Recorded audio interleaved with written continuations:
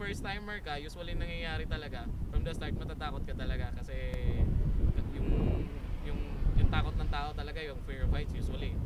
So once it goes kasi pag once nahang ka na and then nag-start na siya, from, siguro hindi ka pa nakakarating sa middle, okay na yan eh. Yung pinaka-youngest nag-zip sa amin is allowed namin is 3 years old, pwede na. And then the oldest one na nag-zip sa amin is 91 years old. So at least nakaya pa rin niya. I'm here at Zip City, guys. So ipapakita ko ngayon kung isang way na pwedeng gawin sa zipline.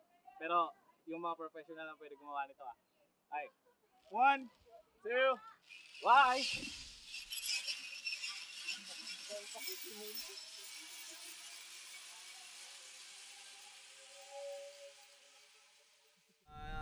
Yung Davao City kasi is more on adventurous na yung mga tao dito. So yung nangyayari niyan is ang dami pang spot na pwede siyang lagyan ng zipline. So mas lalong dumadami dito.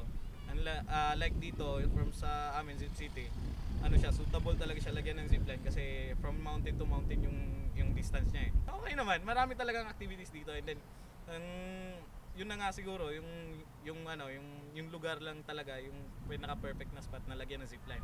Yung hindi pa naka-try, subukan nyo na kasi talaga nakakatakot lang yan sa simula. Ang pag naka-try ka na, for sure sasabihin mo bitin ka pa.